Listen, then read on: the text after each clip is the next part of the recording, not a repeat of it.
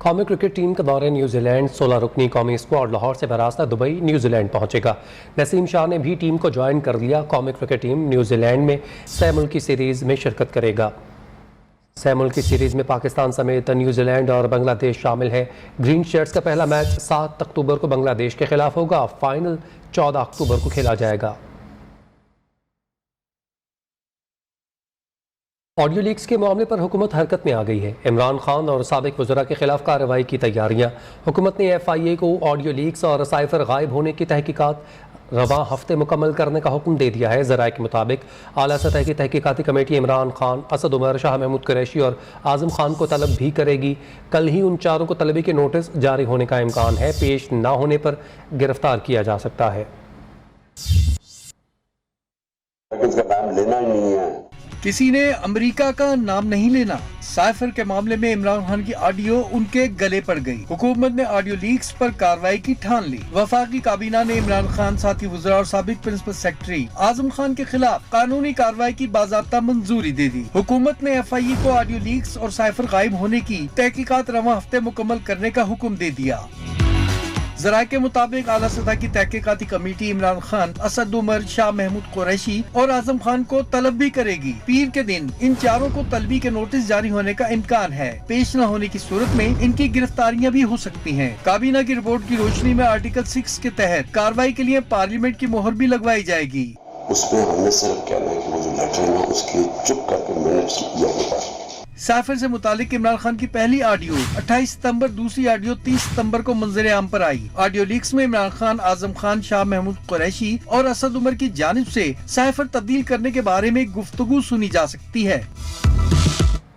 مسلم league نون کی نائب صدر مریم نواز نے ٹویٹ کیا کہ یہ سائفر صرف ایک کاغذ کا ٹکڑا نہیں، ریاست پاکستان کی امانت ہے۔ انہوں نے کہا، قومی امانتوں میں خیانت کر کے ریاست کے مفادات کو پامال کرنے والے کو نشان عبرت بنانا چاہیے۔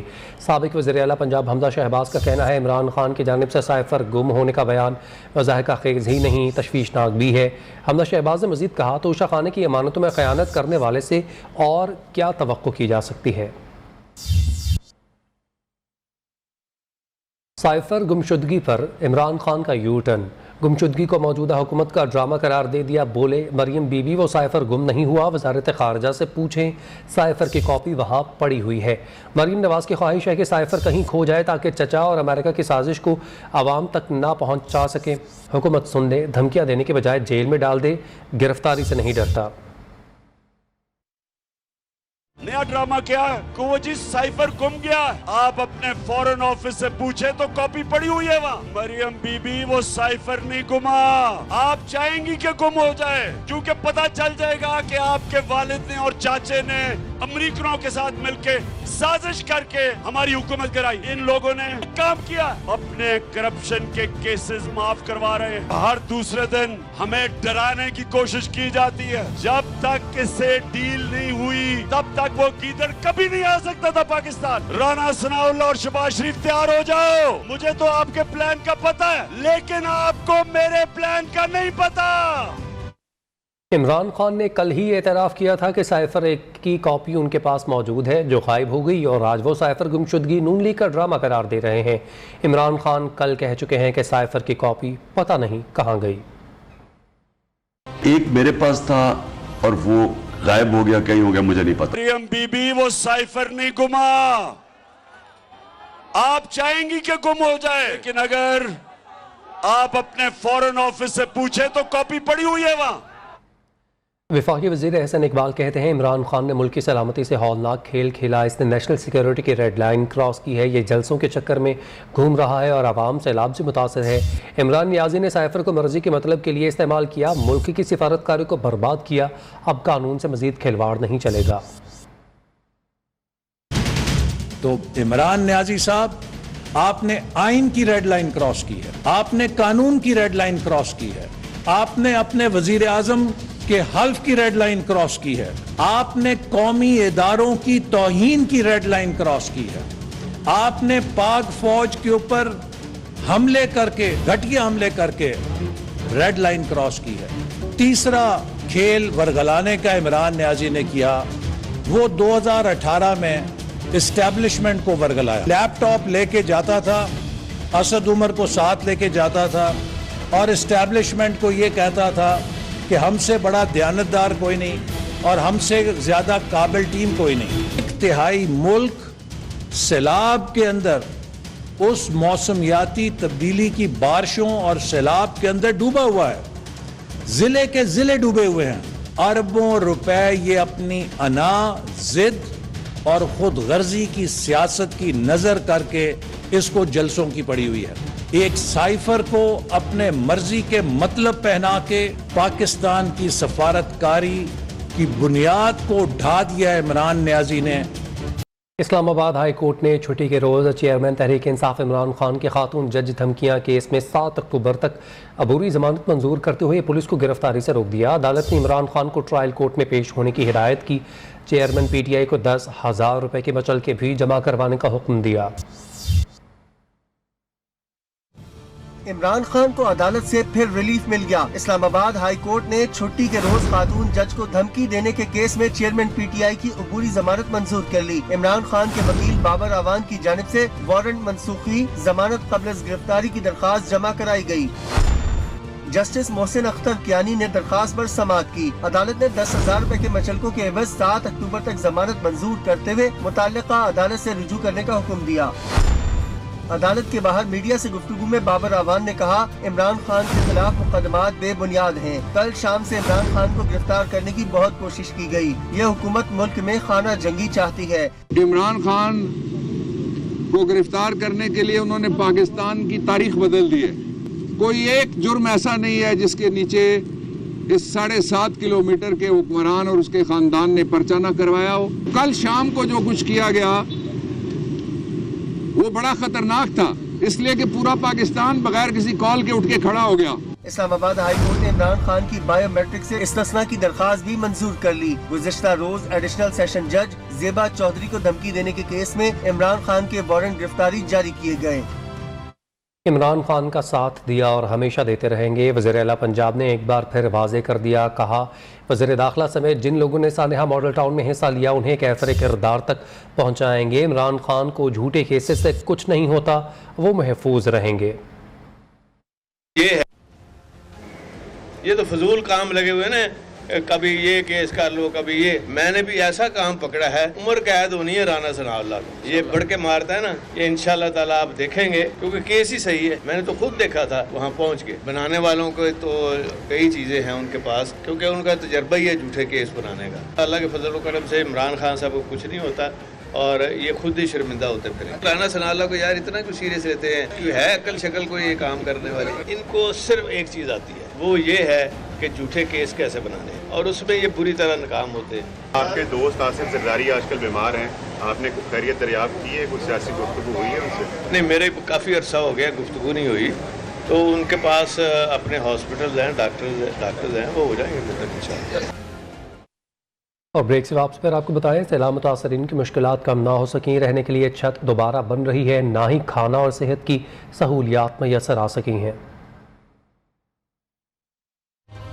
سیلاب متاثرین بیار و مددگار. بحالی کے کاموں میں سست روی نے مشکلات بڑھا دی. سیون شریف میں منچر جھیل کے سیلابی پانی نے تباہی مچائی. وہاں متاثرین کی خیمہ بستی میں وبائی امراض پھوٹ پڑے اور کوئی امداد نہیں کی جا رہی. رجحان میں سیلاب نے سینکڑوں افراد بے گھر کر دیے. راستے بند ہونے کے باعث شہری چند منٹوں کا سفر گھنٹوں میں کرنے پر مجبور. ٹھٹھا میں کچے کے درجنوں دیہات تباہ ہو گئے. متاثرین بدستور حفاظتی بندوں پر بیار اور مددگار پڑے ہیں. مقامی انتظامیہ صوبائی حکومت کی جانب سے کوئی امداد نہیں کی جا رہی. ٹنڈو علیار کی تحصیل رام بستی میں سیلابی پانی موجود، متاثرین کا کوئی پرسان حال نہیں. سندھ کے متاثرہ افراد کے لیے ضلع جامشورو بھولاری ایئر بیس پر خیمہ بستی قائم کی گئی ہے. ترکیہ کی فلاحی تنظیم رجب طیب اردگان فاؤنڈیشن اور پاکستان ایئر فورس کے تعاون سے متاثرہ افراد کو خوراک اور صحت کی سہولیات دی گئی ہیں.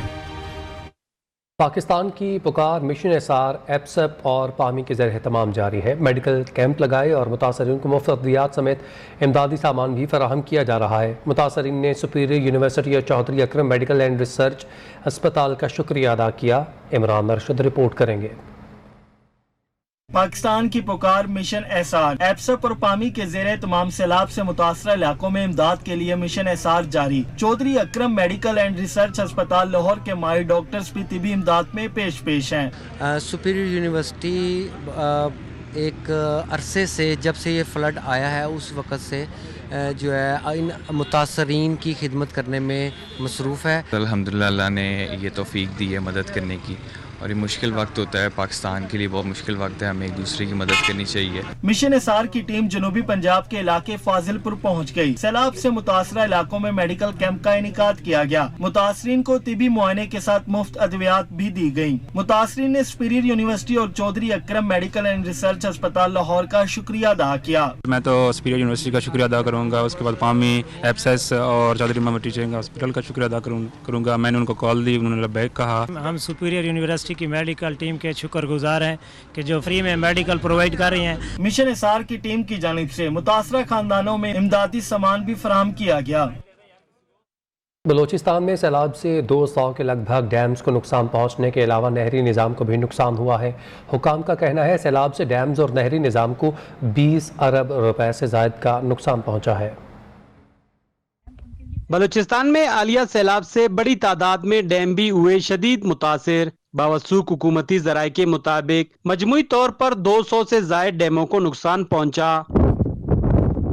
حکومتی ذرائع کا کہنا ہے 40 ڈیم مکمل طور پر تباہ ہو چکے ہیں، جبکہ سیلاب سے نصیر آباد ڈویژن میں نہری نظام کو بھی بڑے پیمانے پر نقصان پہنچا، جن پر نقصانات کا تخمینہ 20 ارب روپے سے زائد ہے. بعض ذرائع نے ڈیموں کو پہنچنے والے نقصانات کی سب سے بڑی وجہ بدعنوانی اور ناقص مٹیریل کے استعمال کو قرار دیا، لیکن وزیر اعلیٰ بلوچستان نے اس کی سب سے بڑی وجہ غیر معمولی بارشوں کو قرار دیا. بلوچستان میں ڈیموں کی مجموعی تعداد 1000 کے لگ بھگ ہے. حکام کا کہنا ہے زیادہ تر ڈیم محفوظ ہیں، جن سے زیر زمین پانی کے ذخائر کی بہتری میں مدد ملے گی. کیمرہ ٹیم کے ساتھ عصمت امان سمالانی، نیو، کوئٹہ. راجن پور میں سیلاب سے متاثرہ علاقوں میں متاثرین کی بحالی کے ساتھ ساتھ کھڑے پانی کے باعث پھیلنے والی وبائی امراض کے خاتمے کے لیے فلاحی تنظیم کی جانب سے مچھر اور دیگر جراثیم مار سپرے جاری ہے. تفصیلات بتائیں گے عطا محمد. جی عطا، بتائیے گا.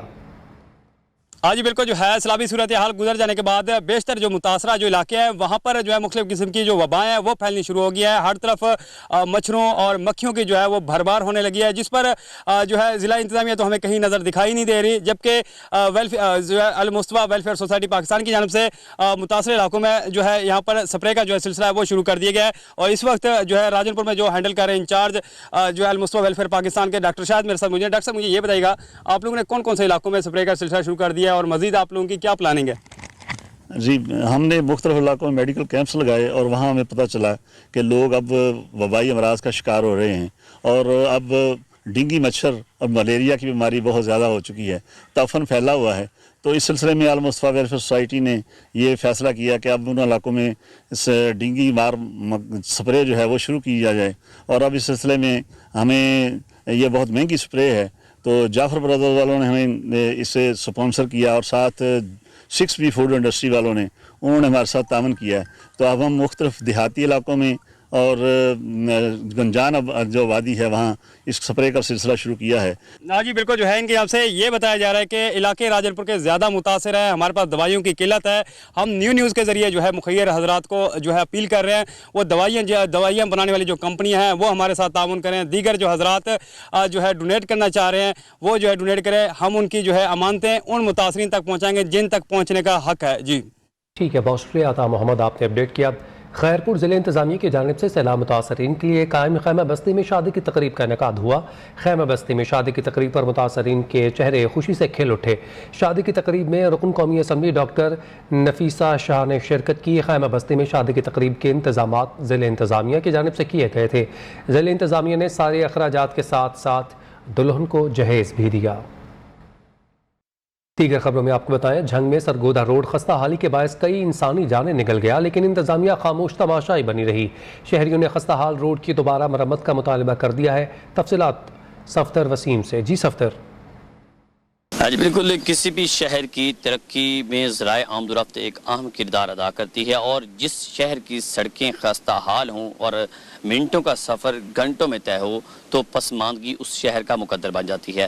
جھنگ چونکہ ایک قدیمی شہر ہے لیکن سہولیات کے فقدان کی وجہ سے یہ ہمیشہ سے ہی پسماندہ ہے۔ ذرائع آمد و رفت کی اگر بات کی جائے تو ضلع جھنگ سے جو ہے دیگر شہروں کو جانے والی تمام مین شاہراہیں جو ہیں وہ ٹوٹ پھوٹ کا شکار ہیں، بڑے بڑے گڑھے ان میں بن چکے ہیں، جس وجہ سے آئے روز حادثات جو ہے وہ معمول کی بات ہے۔ کئی لوگ بیچارے جو ہیں وہ ان گڑھوں کی وجہ سے جو ہے حادثات کا شکار بننے سے لقمہ اجل بن چکے ہیں، تو کئی لوگ جو ہے وہ ہاتھوں پاؤں سے اپاہج ہو چکے ہیں، جبکہ جو دیہی علاقوں کے لوگ ہیں اگر انہیں ایمرجنسی میں کوئی مریض جھنگ ہسپتال لے کر جانا پڑے تو وہ راستے میں ہی ان گڑھوں کی وجہ سے جو ہے وہ دم توڑ جاتے ہیں۔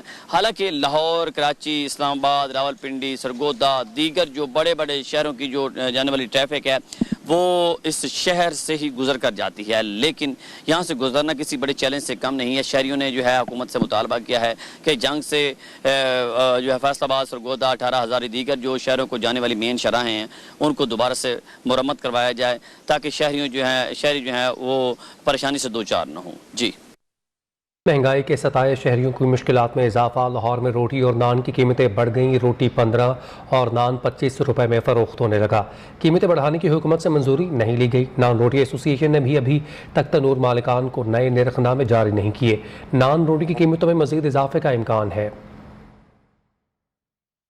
ٹرانسجینڈر کے حقوق اور تحفظ کا بل 2018 تنقید اور قانونی بحث کی زد میں ہے۔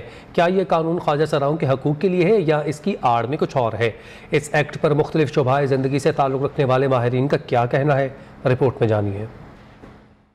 خواجہ سراؤں کی مشکلات اور حقوق کے لیے قومی اسمبلی اور سینٹ سے پاس ہونے والا ٹرانسجینڈر ایکٹ 2018 پر قانونی اور مذہبی بحث جاری ہے۔ یہ بل متنازعہ یا تنقید کا شکار کیوں بن رہا ہے، یہ بتا رہے ہیں ماہرین۔ جو بھی یہاں پہ شہری ہے بلا لحاظ مذہب اور جنس، اس کے سارے وہی اختیارات ہیں اور اس کے وہی حقوق ہیں۔ پاکستان کے شہری ہیں اور ان کی جنس یا ان کے مذہب کسی بھی لحاظ سے ہم ان کے ساتھ ان کی حیثیت میں تفریق کرنے کے مجاز نہیں۔ اس ایکٹ کو پاس کرنے سے پہلے لازمی طور پر ہمیں اسلامی نظریاتی کونسل کی طرف رجوع کرنا چاہیے تھا، بغیر کسی علماء کے مشورے کے جو پاس کرتے ہیں، اس کی وجہ سے ہماری اسمبلیاں بھی مشکوک ہو جاتی ہیں۔ قانونی ماہر ایڈوکیٹ عثمان فاروق کا کہنا ہے بل کے نام کی وجہ سے ابہام پایا جا رہا ہے۔ سب سے پہلے تو اس بل کے اندر نام کے حوالے سے دیکھا جانا چاہیے۔ میرا خیال ہے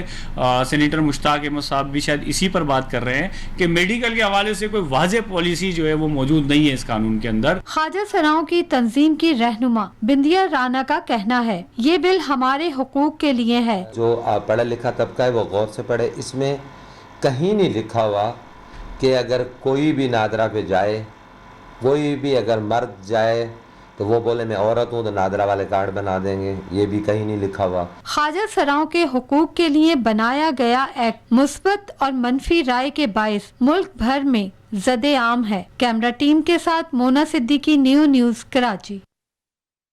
اور ابھی آپ کو بتائیں کہ پولیس ڈاکٹر خالد محمود چوہان نے ٹائیفائڈ بخار سے بچاؤ کے لیے 12 روزہ حفاظتی ٹیکہ جات لگانے اور پولیو مہم کا افتتاح کیا ہے۔ مہم 3 سے 15 اکتوبر تک ضلع بھر میں جاری رہے گی، جس کے لیے محکمہ صحت کی 116 ٹیمیں تشکیل دی گئی ہیں۔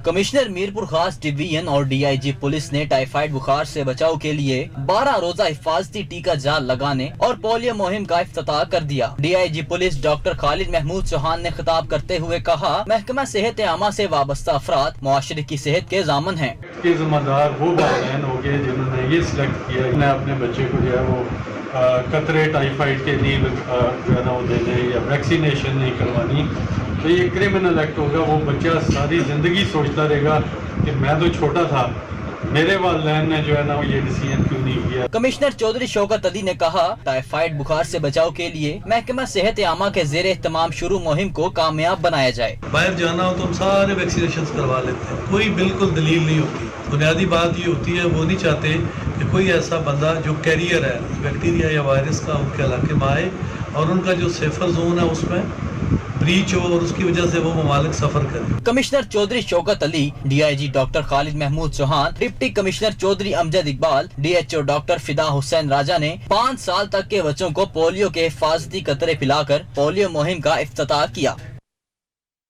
मौसम के हवाले से बात करें तो लाहौर का दर्जा हरारत 28 डिग्री सेंटीग्रेड रिकॉर्ड किया जा रहा है। इस हवाले से मजीद क्या तफसीलात हैं, मुबीन हैदर से जानते हैं। जी मुबीन। तो बिल्कुल जैसे कि आप जानते हैं कि जो लाहौर का मौसम है नहायत ही खुशगवार होता जा रहा है, क्योंकि सर्दियों की आमद है, गर्मियाँ भी जा रही हैं। जैसे गर्मियाँ जा रही हैं मौसम में तब्दीली एक खुशनुमा तब्दीली आती है। अब बात करते चले दर्जा हरारत की, तो दर्जा हरारत है वो कम से कम आज जो है वो 24 रहेगा, क्योंकि ज़्यादा से ज़्यादा 35 डिग्री रहने का इम्कान है। आज सारा दिन तकरीबन बादल भी नहीं रहेंगे, धूप रहेगी सारा दिन। दोपहर में गर्मी की शिद्दत ज़रा ज़्यादा महसूस होगी। वैसे ओवरऑल जैसे ही शाम ढलेगी और जैसे ही अभी सुबह का वक्त है, अभी मौसम में हल्का सा हमें ठंडक महसूस होती है, लेकिन जैसे शाम ढलेगी तभी मौसम ठंडा होगा। लेकिन दोपहर का वक्त है, इसके अंदर जरा मौसम अपनी ताप दिखाएगा और गर्मी का जो एहसास है वो लोगों को महसूस होगा। उम्मीद करते हैं जो शहरी हैं भी अपने आप को कवर रखेंगे और जो है मौसम की जो बदलते असरात हैं इससे अपने आप को महफूज रखेंगे और इससे प्रॉपर परहेज करेंगे और सर्दियों की जो आमद है उससे लुत्फानंदोज भी होंगे। ठीक है, बहुत शुक्रिया मुबीन, आपने इस हवाले से अपडेट किया। आगे बढ़े, आपको बताएं टोबा टेक्सिंग में थाना सिटी की हदूद में मुल्जिमान ने साथियों को छुड़वाने के लिए पुलिस पर फायरिंग के तबादले में 2 डाकू हलाक हो गए। पुलिस के मुताबिक हलाक मुल्जिमान डकैती और कत्ल की मुतादिद वारदातों में मतलूब थे। लाशें पोस्टमार्टम के लिए DHQ अस्पताल मुंतकिल कर दी गई हैं।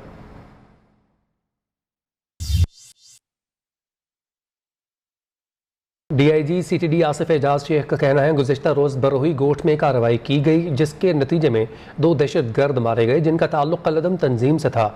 मारे गए दहशतगर्द कराची में अपना नेटवर्क बना रहे थे। इंटेलिजेंस हमें इंफॉर्मेशन मिली थी।